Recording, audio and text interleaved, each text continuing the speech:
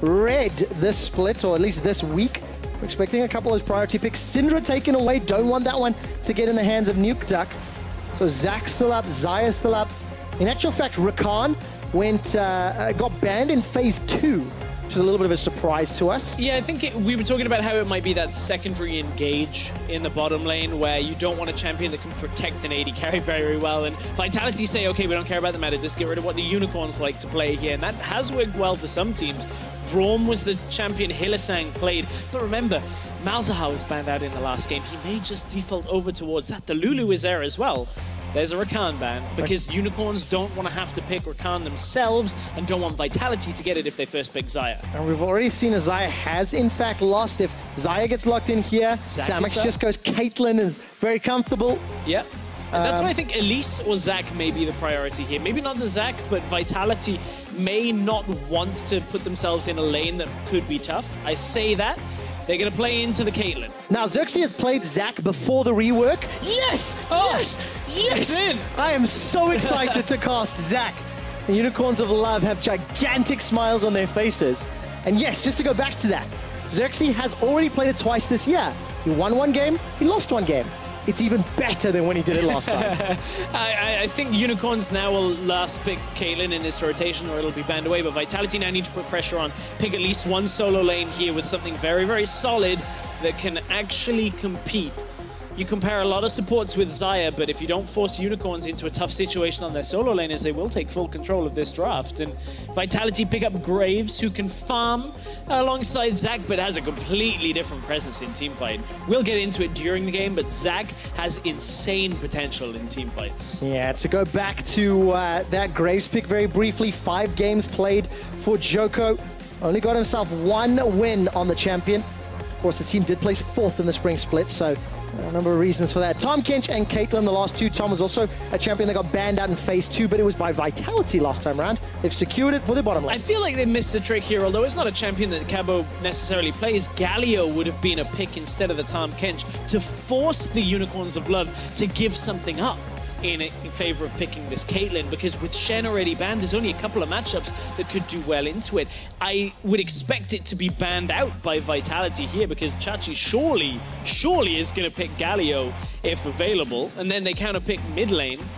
There's a lot of options still there. Yeah, I mean, with the Fiora banned away, that's one of the champions that has been run into it a number of times. There goes Rumble. Rumble's taken out top lane. They're very, very heavy focus. Solo laners are still up and available for both teams, and we need to see what they prioritize. Jarvan taken away. So Gragas Galio is likely to be our top lane at this point. Looking at what is left available, I would anticipate the Galio is the way better pick. Like Galio, Zac, with a Caitlyn, this is near unkillable if this composition even remotely gets ahead. What does Cabo want to run into Galio now? You mentioned the Gragas. We know he has played carries in the past. Admittedly, a lot of them are banned out that are good into Galio. There's a few seconds left to decide. Nuke Duck's gone Orianna. There's not many matchups left that are available outside of carries. We've heard whispers of Yasuo in the top lane, but specifically into Galio, I'm not too sure.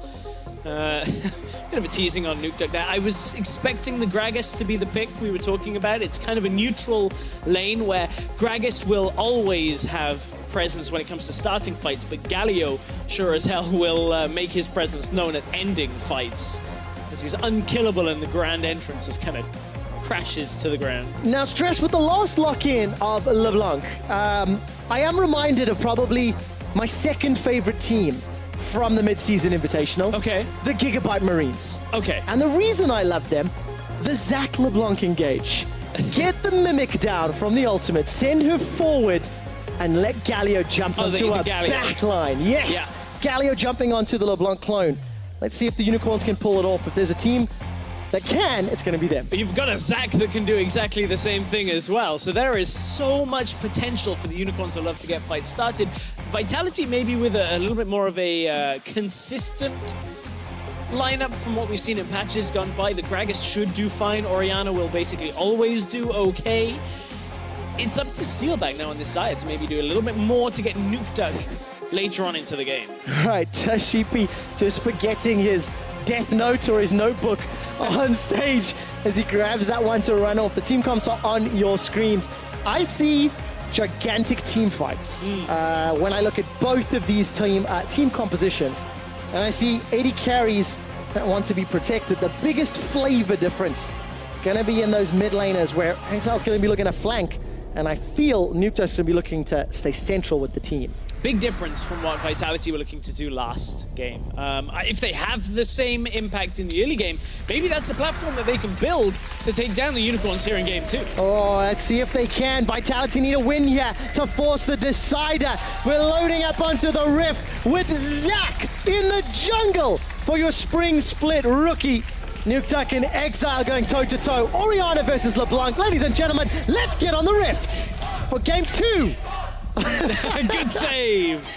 So, Zach, why is Zach so strong? Well, Zach can still do everything he used to do, annoyingly entering mid lane through all these weird different paths that no other jungler can, but he now has better clear, he has a better teamfight presence in his ult. You see, he just spreads out a little bit like a trampoline and just pulls everybody wherever you want them to go. So this guy is a team-fighting machine. Oh, Cabo. Oh, Cabo. Oh, you've walked right into the trap. This is terrifying. Cabo's going to place the ward down. The support is out. He's already flashed. Exile started E, though. That is important to note. Cabo's going to make his way through the jungle, taking Unicorns on a bit of a walk. Okay, so no summoner spell in the top lane. And Exile started with those chains. Not terrible on LeBlanc. We've seen that a couple times. And of course, he's going to be able to back away. It looks like Nukeduck also got a ward, I expect. Yeah. Got one CS2's name. Didn't see where it was, though. Yeah, I mean, we look at the last game. Nukeduck's flash being down didn't hinder Vitality too much. There was a gank that went that way. But now Unicorns have themselves the Zac jungle, which can enter lane from a long distance. Obviously not that early on. You require a lot of levels in the Elastic Slingshot to have the big impact, the jumps that come from 2 screens away. But still have that impact to getting into lane early. Oh, all of a sudden, Vitality, they fancy their shells a shot. Body slam onto Vizicachi. Both top laners missing flash. Vizicachi not going to get those winds of war down to help out Xerxes in the jungle, and Joko playing very, very forward. Yeah, importantly, while Zach is good at clearing Raptors on his own in solo queue, it's still possible to do it in competitive, but if you get a little bit of help from the likes of a Galio, it speeds up your clear astronomically. However, Chachi now has to sacrifice some of his laning presence. Didn't opt to recall and TP, but just goes back into lane, uses 1 health potion, and sits in the top side. All right, Hylissang playing into Steelback. The wave is pushing up Steelback, and Vander not going to get the advantageous position. Likely going to miss out on level 2 here in the race, and instantly backing away the moment Hillian Samax do it. That's a flash for flash. Hylissang sending a message. Hylissang has been a Thresh player for a very long time, and I'm excited to see him back on this champion. You can see what Unicorns were doing there, zoning away the Xayah, because her auto attacks cut through the minion wave and actually push very effectively. And it's difficult to race the Xayah to level 2 if you don't zone her away. So Unicorns very aggressive in the bottom lane, pushing back, steal back, and making sure they could secure themselves level 2 and the flash from the 80 carry. Yeah, very nicely done indeed. On your mini-map, you can see that Joko's making his way up into the top lane. He was involved in that first blood in game number 1 of the series. Looking to do this again, going underneath the tower, body slam, end of the line. Graphics team, I love you. Team first blood participation for Joko. That is now 20 out of 21. And his jungle proximity, 50%, spends a lot of time with his laners. That's why he helps out with first blood so often. Yeah, easily converts that flash being down into the kill. And second game in a row that you're looking at it, Vitality getting their jungler very close to some of their lanes, but it works out very well here. And this is the Vitality we saw in game 1 that we were saying, hey, maybe this is what they needed. They've got a lineup that is contending in the early game. No longer are they the Vitality that did nothing the entire game. Yeah, indeed. And Nukeduck's going to take a lot of damage from that Shatter Orb from Exile, but you know, Joko, you go back to his ability to help with First Blood, secure First Blood, work with a team for First Blood. His problem was never the early game. His problem was always once you get to the mid game. Right. But that's also a team problem, right? I'm not pinning this on him. Vitality as a squad all throughout spring, they didn't really do a lot. They just kind of lost slowly. They weren't bad enough to get crushed, but they didn't seem to be good enough to grow, and that's what Yamato is going to need to change this split. Not only Yamato, but Vander as well. He has a lot of experience helping to shot call on H2K. He was one of the big voices that we heard being talked about. But we had the question ourselves of, can you teach older players with perhaps bad habits on where to be on the map? Can you actually improve that from a coaching stance? And so far in the early game for Vitality, it seems to be working out, but they ran into a wall quite quickly in game one when Unicorns actually had an answer to that push. And it was a couple of key mistakes between Vander and Steelback. Admittedly, some of them communication, some of them mechanical and positioning. Regardless, Unicorns of Love once again. They give up first blood to Vitality. Steelback gonna chase forward. It's a lot of damage down that deadly plumage and those double daggers. But that's why I like Caitlyn into Xayah. There's almost no kill pressure, but kill pressure mid lane there is for now, as Joko and Nukeduck looking for Exile. Yeah, Exile's gonna use the distortion to safety, luckily for him. Wait to clear out that wave under the tower, and Death Sentence, that connects onto Vander. Vander's the man with the flash, remember, and it's the Tahm Kench. So you kind of have to focus him, force that gray health down. Yeah, you can see just how far Unicorns are sitting back. Samux just lays out an auto attack once or twice, never really being touched until the jungler comes bot lane. Well, very good positioning from Hilly. Connects with a Death Sentence as well as a teleport coming down from Chachi. Hylissang follows the Death Sentence, manages to get the flay. Exile instantly exhausted and goes backwards. Vander uses the gray health and stays alive a few seconds longer. And he manages to walk away, but Unicorns with a 4-man stack, they've got the tower in sight. Utilizing that TP from mid lane, we all thought it was Chachi for a moment, but then you realize it's a LeBlanc, and instantly the response comes from the exhaust. No exhaust this time. Oh, Exile's got so much damage. Shatter Orb gets the kill. Unicorns on the board. Unicorns maintain the presence with 4 people in the bot lane. It wasn't necessarily the Zac getting into the lane. It was utilizing just the sheer numbers advantage for the Unicorns to push that down. Vitality thought perhaps they could at least clear the wave behind the tower. Hook lands on Steelback, no flash, remember. He gets pulled backwards onto a trap. Vander in the right spot at the right time. Forced to pop that E. Now Samux running for his life. Nukeduck's got Shockwave, Flash, Cleanse, everything available. Nukeduck needs to nuke Hilly. Sends out the Shockwave. It's flashed. And Unicorns survive.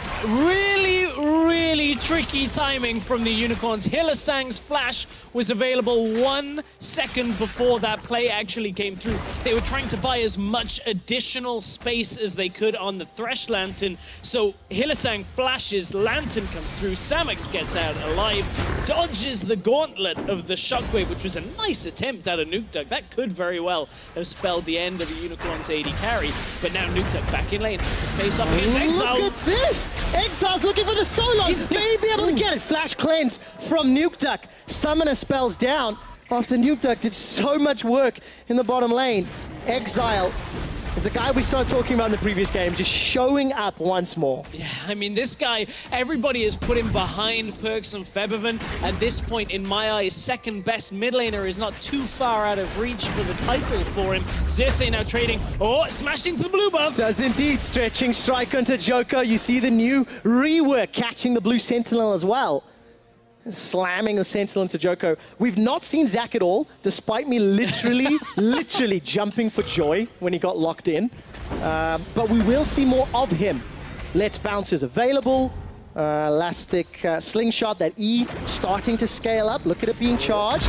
Remember, it's one of my favorite spell names. I like to yell. Stretching strike, minion, Death Sentence. Hilly sends his regards. Unicorns able to utilize the Zac. Doesn't even matter that Zac landed in amongst the minions and didn't catch a champion. Just drags them together. Hulk Hogan style, smashes the heads and gets the first kill on that one. Nukeduck down in the mid lane on Orianna. Now his blue buff's in trouble. We're still a minute before Rift Herald. This would be the opening where they could go over towards Rift Herald and look to crack that tower behind the Orianna. Joko tried to steal the collateral, with collateral damage. Unable to do so. And Unicorns, they've just got themselves a bunch of kills. It's still a fairly close game, gold-wise. Stress, before we carry on talking about the game, quick reminder to everybody watching, the new Saturday and Sunday showtimes for LCS is 5 p.m. Central European Summertime. It is no longer 4 p.m. like it was in the spring split. So tomorrow, you can check out H2K, Fnatic, NIP, and Mysterious Monkeys all taking to the Rift. Some new teams taking to the Rift tomorrow, and some new champions in this game that I want to talk about. Steelback on this Xayah. The first of our AD carries taking Xayah. It's actually Max E, which is quote-unquote the more conventional way that people are doing in solo queue. Now, what maxing E does, or at least putting a few extra points, reduces the cooldown of your ability to stun champions in skirmishes, and it gets down to 8 seconds at the highest rank before cooldown reduction. So if you can get a couple of stuns in team fights, you can catch people where they're really not expecting those feathers to be, and that's why Steelback is perhaps looking for this. We'll watch out for that as the first few fights of the game actually involve Xayah. Yeah, and of course, Steelback going to be under a lot of pressure. Yeah, lots. Zach, Galio, LeBlanc. He's going to wish he had a lot of stuns. Oh, yes. A champion with no innate escapes or mobility spells, yes. That ultimate, the Featherstorm, will, you know, at least delay the inevitable. But you land back down. Anywhere, Steelback needs to get devoured. Stepping forward, Helesang throws down the Lantern. Samix takes a ride to farmland, unable to set anything else up. And Joko now coming around. Okay, we passed 10 minutes. It's still very close, very even tower damage.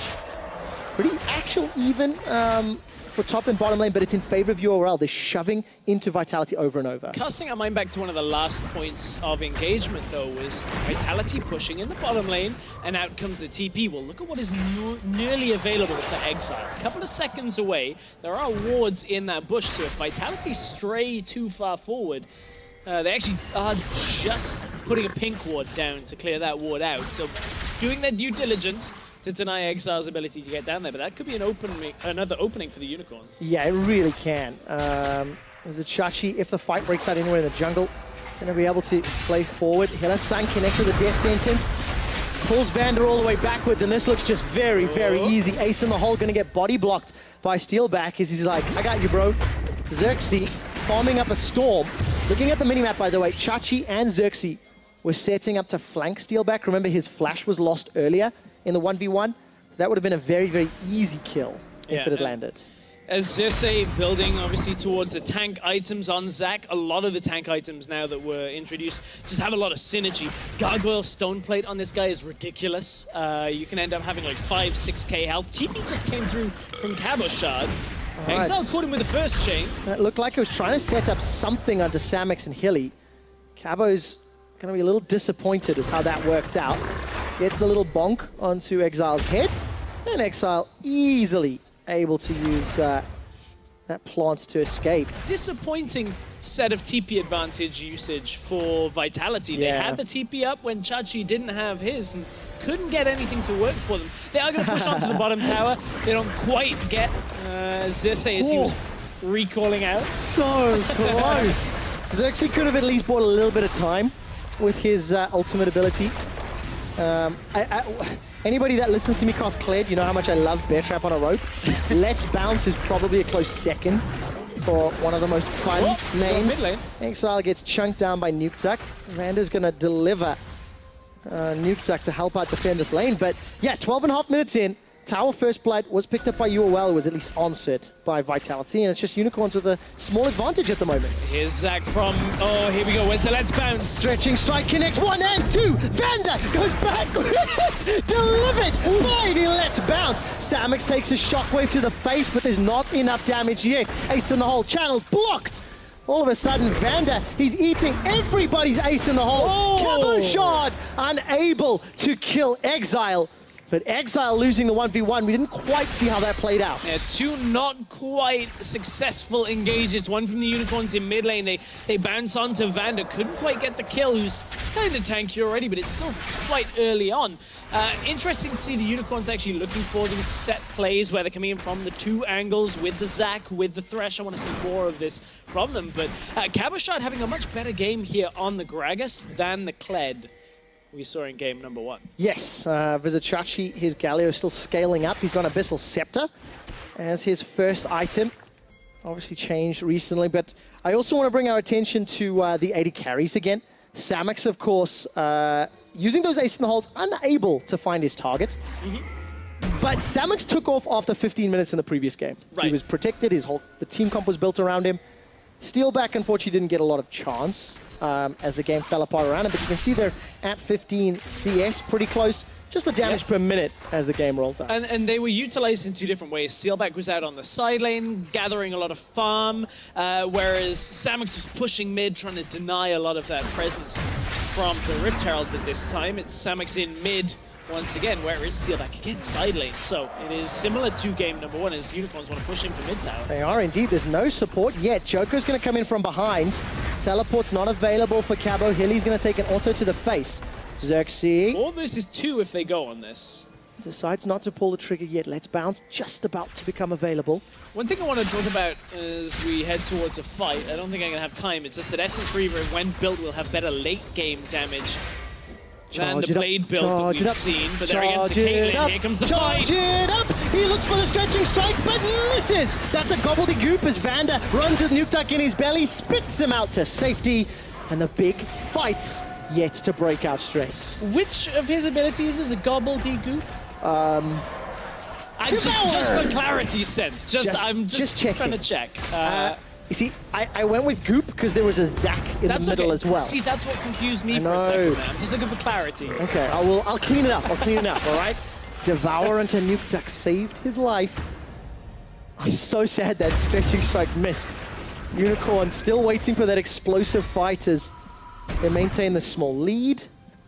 But the game is not out of Vitality's hands yet. We didn't see the same sort of miscommunications in plays. Look at the mini-map. That's a flash body slam. Samux running away. Lantern from Hilly's in a good spot.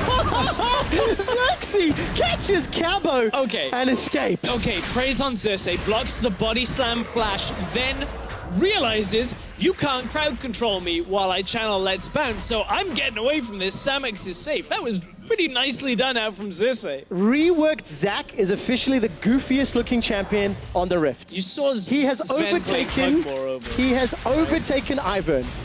No, because you see, Pugmore's just a bit silly. He's not goofy or cute or weird. Looking at like Zac's Q and Zac's R, it's just so weird. The voice is great though. When he gets really tiny and he runs like this. Have you ever played against a Zac that you just can't kill, but he's running around laughing at you forever? I have, many times. It's lost me a lot of LP stress. No, I think that was because you were trying to learn Xayah for a while. Yeah, it didn't go well. You needed to find Rakan. That was the problem. Couldn't find my Rakan in solo queue.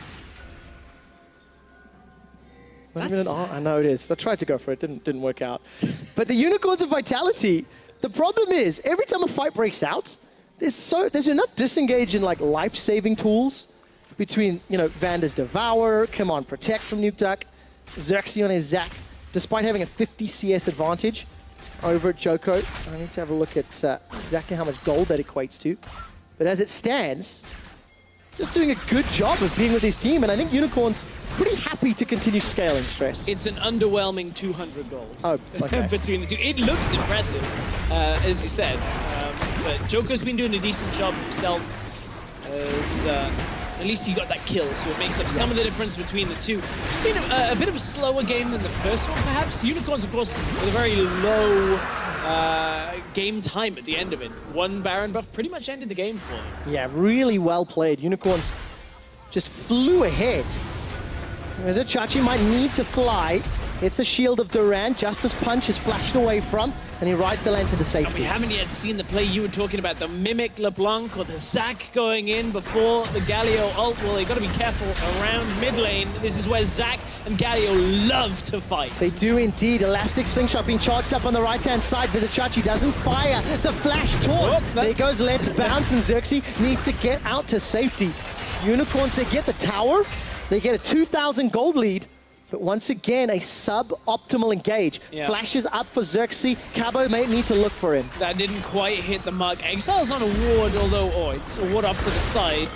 The control ward for himself. Vitality are doing a good job of pushing Unicorns away from the Rift Herald here off that exchange in mid lane. They know that with the Let's Bounce down, the engage is a lot less impactful than potentially could be out of Xerxes.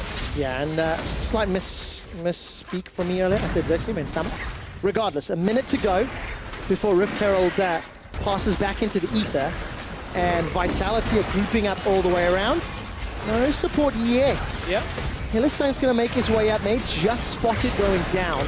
All right, do not think it's worth engaging 1v5. Hylissang says, Nope, you are quite wrong. Catches Vander with a death sentence, shield of Durand. Flashing Here comes Xerxes! Here comes Xerxes! Shockwave catches on the back end. Xerxes looking for a target. Let's bounce still on cooldown. Doesn't matter.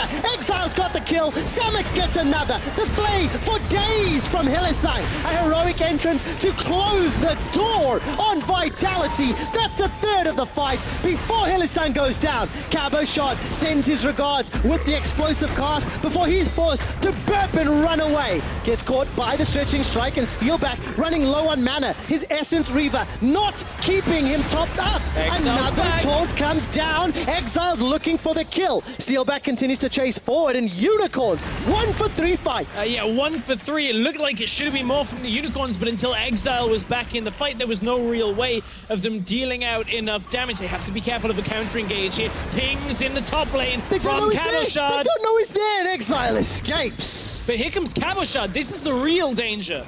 Xerxes going to be forced to jump away. No flash for Vizichachi.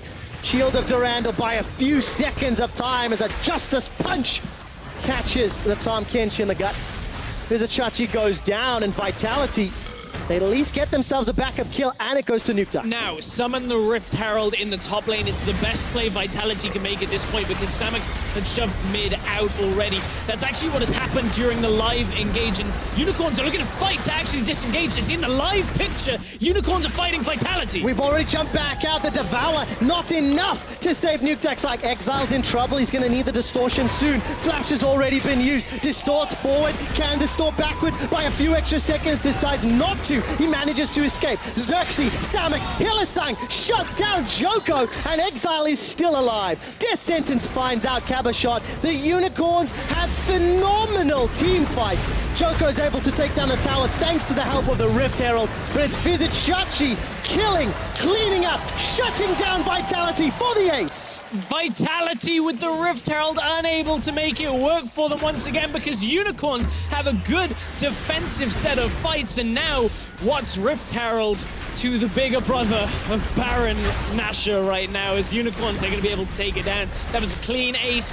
Vitality, I love that they threw whatever they could at the Unicorns to try and make that Rift Herald play work, but in the end, Unicorns team fighting way too strong, and again the Unicorns coming out significantly further ahead. Just a really good mid-game from UOL. They understand their team comp, they understand their opponents, and here's this replay that started while we were in a replay. Yeah, this was the engage that Unicorns managed to get back into at least a fighting stance against Vitality as they were looking for the top side. That chase and killing Chachi took so long that the Unicorns of Love were already back and ready to fight. That recall got back together, and Samix is able to just output so much damage here. Joko unfortunately pushed back onto a trap there, able to take him down with ease, and then Chachi says, hey, I'm back. I TP'd in, I'm Galio, I'm unkillable. This is why you shouldn't have let me have him in the draft. You banned the Shen, didn't matter. Easy team fighting tank. Chachi making it look so, so good. Yeah, the whole team just stepping up. 21.5 minute Baron buff. Unicorns have a 6,000 gold lead. And Steelback's Xayah just hasn't had a chance to scale. Only on a Zeal and Essence Reaver. Samix, on the other hand, about to finish his second Zeal to go along with the Hurricane and then Infinity Edge. And just, there's no threat. Samix is so safe in all of these fights. And honestly, I feel like this is a position Vitality shouldn't have put themselves in. They should have taken the Galio, in my opinion, in the draft where they took Tahm Kench. It would have forced Chachi to give up a good matchup in favor of getting this Caitlyn in the bottom lane. And Vitality pick up the Tahm Kench, they allow the Galio through, and suddenly they're saying, oh, how do we kill Chachi? He's too much of a front line. Oh, Exile and Samix, they've killed us because they have so much room. Not anymore. Exile's dead. All right, we didn't quite see how that one sets up. I don't know if Exile was trying to go for a play. I don't know. Regardless, Unicorns get the tower, and Steelback gets a kill onto Exile. Xerxes waddles himself away. Abyssal Voyage is going to at least deliver Caboshard. Samix, no flash available. Going to rely on that 90 caliber net. Even cheekily, Gets himself an auto attack off stretching strike onto it. Now Kiss is what he yells. Xerxes waiting to wind up on the let's bounce. Vander forced to run for his life. Hilly comes over the wall with the flash. Where's the death sentence? Let's bounce! Let's bounce, baby! Samax gets another onto Nuke Duck. Taunt up in the back end, and Vizichachi's not done yet. Xerxes sent packing by the explosive cask, and Unicorns do another. And Exile's coming back again. TP into the exchange means that he's looking for the kill that started this entire thing off. Unicorns can just push the bottom tower through now, and then it's going to be the inhibitor. Again, this is the same thing as game number 1, where Vitality looked to have some sense of fight in the early game, and maybe against a different team, they'd be able to carry the lead through. But Unicorns' team fighting is immaculate today, and this has looked so good. Indeed. Mirror games with Vitality doing a great job early on, but just this. 1, 2, now Kiss, and then Unicorns finished up. The elastic slingshots here out of Xerxes. Gets one here, is able to at least get one target and zone back Joko. Gets the let's bounce through. Okay, that looks okay. He's used his full combo, surely. Oh no!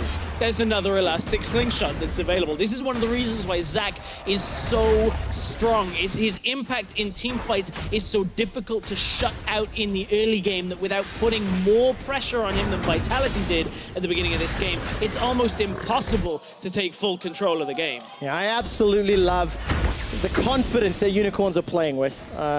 No fear, no regard, fully understanding all stages of the game.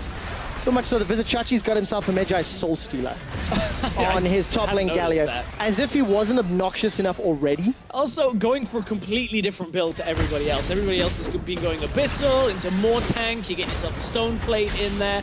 No, Iceborne Gauntlet wants to be able to duel down. Unicorns are going to look for 2 kills. Look at that, the Shockwave catches 2, but Exile gets the kill. Ace in the hole will shut down Cabochard. And Samax is dominating 6, 0, and 4. Joko tries some collateral damage, but the collateral is his teammates. Yeah. Actually, am I reading that right? Is that 6 or 16? I need to double check how many stacks that is. I can't see on the font. I believe it's 6. It is 6. It is 6. Okay, he must have bought it recently. I didn't see when he actually picked it up. Oh, just Unicorns. Great play. Yeah, I mean, Vitality, this game looks out of reach for them at this point, because Unicorns of Love, they have team fought so cleanly with this composition that, again, is built for team fighting. And with the adjustments to tanks in the mid-season, so many of these picks actually benefit a team like the Unicorns, who are comfortable at fighting, comfortable at giving maybe early leads up, but coming back into the game when it suits them. And it's a very, very long summer split until Worlds, but if this is how the Unicorns are going to start it out, I'm excited to see how far they can go. Indeed. Xerxes was channeling up the elastic slingshot, decided not to jump in.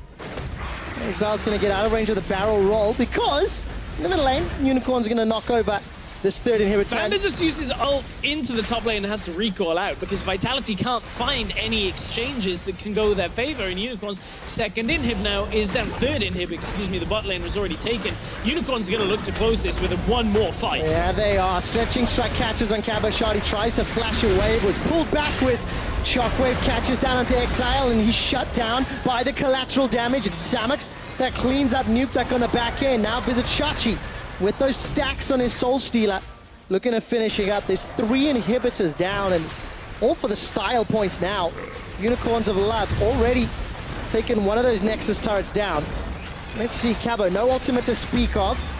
Zaya's doing the best to defend. Xerxes jumps in. Let's Bounce is available. Goes flat. Brings back Steel back, and Vander gets knocked up by the heroic entrance. Xerxes re-engages once more. Gets yet another kill. Vander killed off by Hillisang. The super minions are pouring into the base stress. And Unicorns of Love, they're just looking fantastic to start open the summer split. It's not done yet. Another one for Vizichachi. 14 stacks on the Magi's, and Unicorns 2-0 Vitality.